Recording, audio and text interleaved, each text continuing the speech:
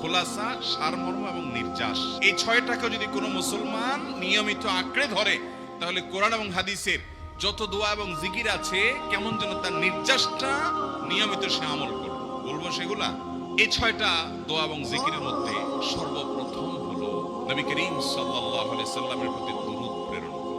নবীজি সাল্লাল্লাহু আলাইহি সাল্লামের প্রতি দুরূদ প্রেরণ করার আমল এরকম আমল, আপনি যদি সারা দিনে শুধুমাত্র নবীজির প্রতি দুরূদ প্রেরণ করার আমলটাই জিকির হিসাবে সবচেয়ে বেশি করেন, দোয়া হিসাবে যদি এটাই আপনি সারাদিন করতে থাকেন, তো আপনার জন্য যথেষ্ট হবে। আল্লাহর কাছে আর কিছু না চাইলেও চলবে, আর কিছু না চাইলেও চলবে।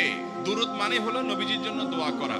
ভাই, আল্লাহ তার হাবিবকে রহম করবেন, আপনার আমার দোয়ার দিকে আল্লাহর তাকানোর কোনো ঠেকা আছে? নবীজি কি আমাদের দোয়ার কোনো মুখাপেক্ষী? কিন্তু আমরা তার জন্য দোয়া করলে ওই চান্সে আল্লাহ তাআলা আমাদের প্রতি অনুগ্রহ করবেন। একবার না, আপনি নবীজির প্রতি একবার রহমতের দোয়া করবেন, একবার দুরূদ পাঠ করবেন।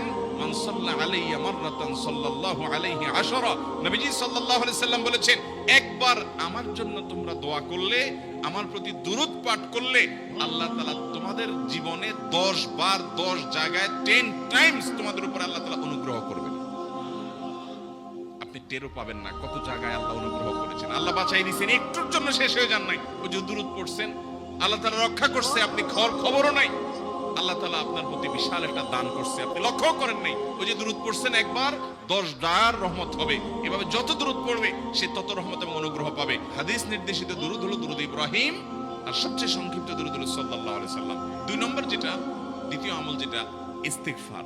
এটাও বেশি বেশি করতে হবে, কারণ ইস্তিগফার সম্পর্কে কোন কোন হাদিসের ভাষ্যের মধ্যে মান লাজিমাল ইস্তিগফার ভাষ্য এসেছে, অর্থাৎ যে ব্যক্তি ইস্তিগফারকে আঁকড়ে ধরবে, এটাকে কন্টিনিউয়াসলি করবে, ইস্তিগফার কখনো ছাড়বে না, সবসময় তার মধ্যে ইস্তিগফার অব্যাহত থাকবে, ওই ব্যক্তিকে আল্লাহ রাব্বুল আলামিন বিভিন্ন পেরেশানি থেকে সারপ্রাইজড হওয়ার মতো এমন এমন পথ বের করে দিবে যে সে চিন্তাও করে নাই। তার পেরেশানি থেকে মুক্তির পথ আল্লাহ তাআলা দেখায় দিবে।